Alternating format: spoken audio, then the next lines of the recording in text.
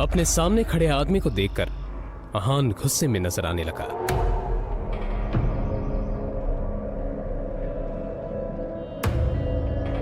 Mister Vikram, आप यहां पर क्या कर रहे हैं? यंग मास्टर,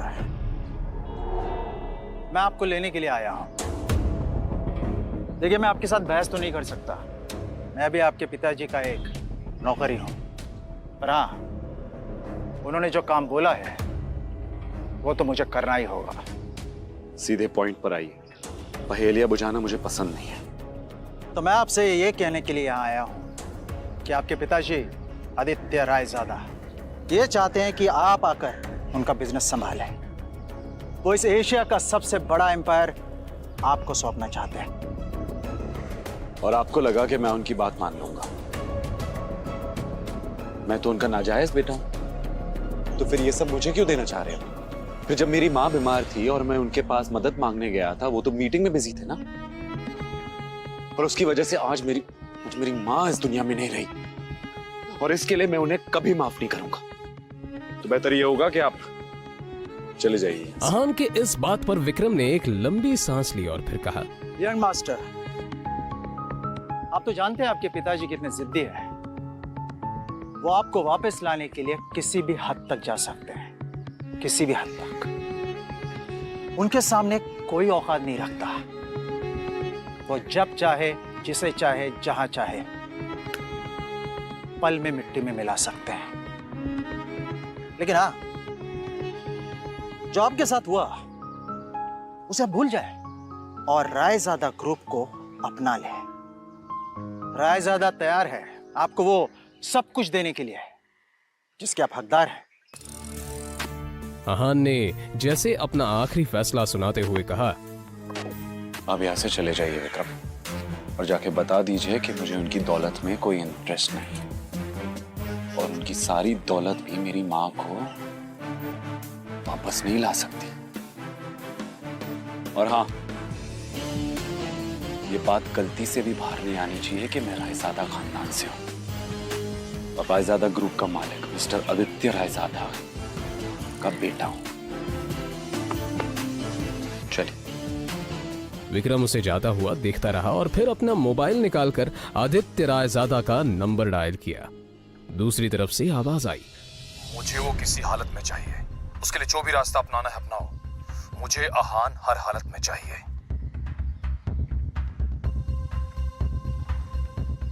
यंग मास्टर, आपको आना ही होगा।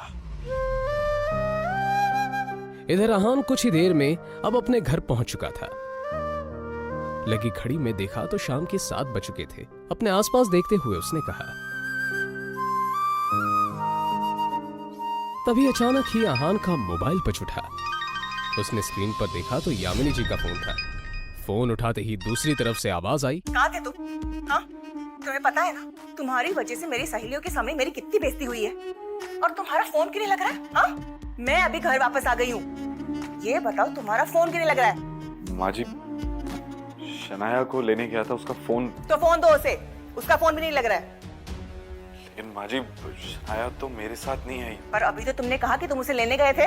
हाँ, मगर वो अपने किसी क्लाइंट के साथ। अहान का इतना ही कहना था कि तभी यामिनी जी उस पर चिल्लाते हुए बोली, रात होने को आई है और तुम कह रहे हो कि वो किसी क्लाइंट के साथ है।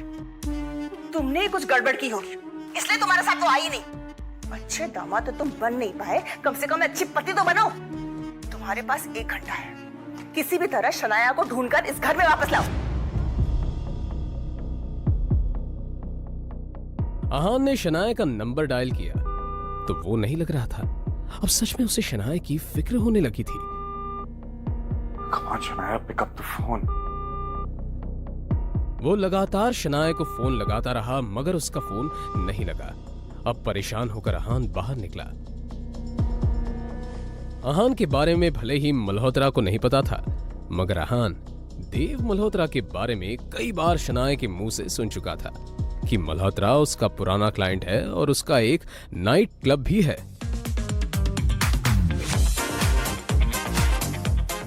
अंदर बेहद ही शोर शराबा था और लोग शराब पीकर नाच रहे थे। अहान ने चारों तरफ देखा पर कहीं भी उसे शनाया नजर नहीं आई।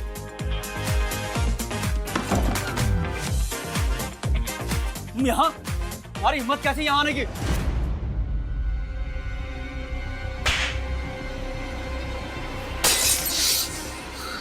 मिस्टर देव मल्होत्रा, मैं शनाया का पति हूं। जी तो कर रहा तुम्हें अभी के अभी जान से मार दूं, पर मेरे हाथ बंधे हुए हैं क्योंकि शनाया को तुम पर बहुत भरोसा है। अब तुम्हारे साथ क्या करना है ये शनाया ही डिसाइड करेगी। आउट।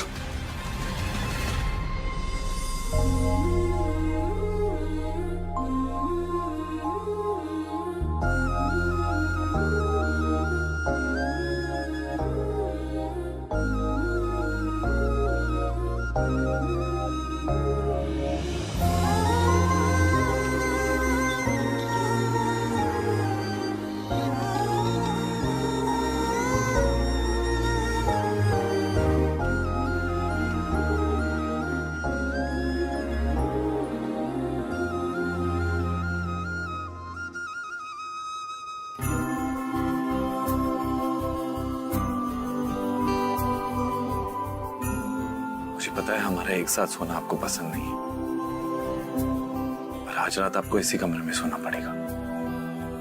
आप ऐसी हालत में नहीं हो जो मैं आपको अकेला छोड़ दूं।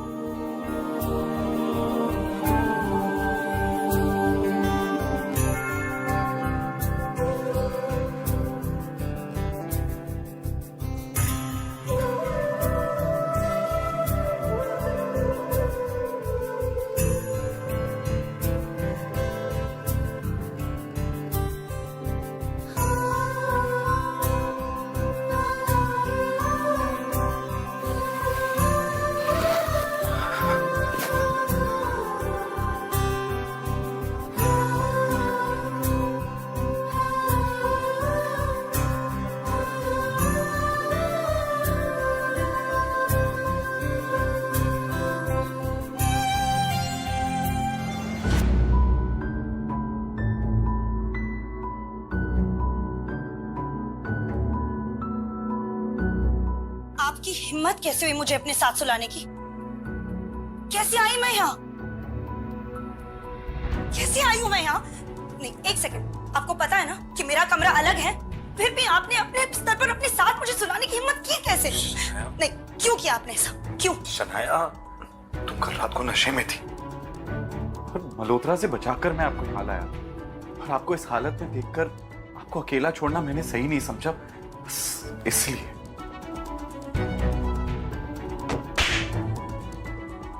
अब शनाया को बीती रात की सारी घटना याद आ गई, जब देव मल्होत्रा ने उसके ड्रिंक में कोई दवा मिला दी थी और फिर उसका फायदा उठाना चाहा था। मुझे याद आ गया कि मेरे साथ कल क्या हुआ था। पर अगर आप ये समझते हो कि आप इस बात का फायदा उठाकर मेरे करीब आ सकते हो, तो ये दिमाग से कंप्लीटली निकाल दो। आपके चक्कर में मुझे याद ही नहीं रहा कि मुझे कितना जरूरी काम करना था। इस मल्होत्रा का तो कुछ करना पड़ेगा। मुझे पता ही नहीं था कि ये इतना घटिया इंसान निकलेगा।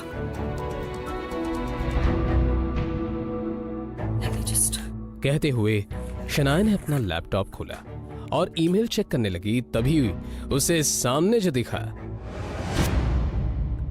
उससे शनाया एकदम से शॉक्ड हो गई।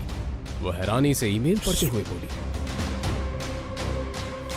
ये कैसे हो सकता है? इस ऑफिसर ने मेरे ड्रीम प्रोजेक्ट को अप्रूव करने से मना कर दिया। तभी अचानक ही शनाया का मोबाइल बजने लगा। उसने स्क्रीन पर देखा तो उसके दादाजी आनंद गिल का कॉल था। गिल कंस्ट्रक्शन कंपनी के बिजनेस से जुड़े सारे अहम फैसले वही लेते थे। शनाया फोन की तरफ ऐसे देखने लगी जैसे अगर उसे उठा लिया तो कयामत ही आ जाएगी। उसे पता था कि बिजनेस से जुड़े फैसले लेने में उसके दादाजी बेहद सख्त हैं।